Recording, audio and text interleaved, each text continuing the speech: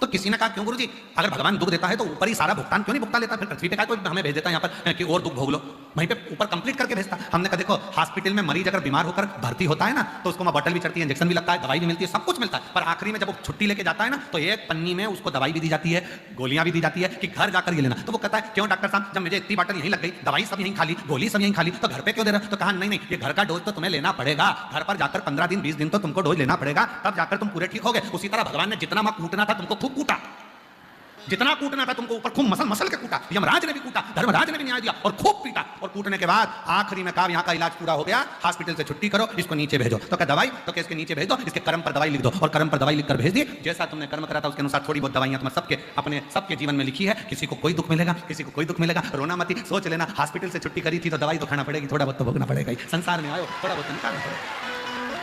ये कर्म का भोग तो मनुष्य को, और केवल आप नहीं, संसार का जितना भी बड़े से बड़ा साधु क्यों ना हो, सन्यासी क्यों ना हो, तपस्वी क्यों ना हो, साधक क्यों ना हो, उपासक क्यों ना हो, गृहस्थी क्यों ना हो, पक्षी क्यों ना हो, पशु क्यों ना हो, जलचर क्यों ना हो, थलचर क्यों ना हो, वायुचर क्यों ना हो, संसार का ऐसा कोई व्यक्ति, कोई जीव पैदा नहीं हुआ जिसको भोगना नहीं पड़ा। लिखकर आया है, छापा लगाया है, आकर भोगना तो पड़ेगा। तो इसमें घबराना नहीं। क्या करना है अपने को? तो अब जब भाग्य में लिख ही दिया है तो भाग्य के लिखे को केवल एक मिटा सकता है। विधाता का काम है लिखना, देवता का काम है भाग्य बनाना, पर महादेव का काम है भाग्य को पलट कर रख देना। वो शिव का काम है, वो भाग्य पलटे, भाग्य पलटेगा। और उसके आगे जो जो उसने किया वो संसार में कोई नहीं कर सकता, भाग्य पलट।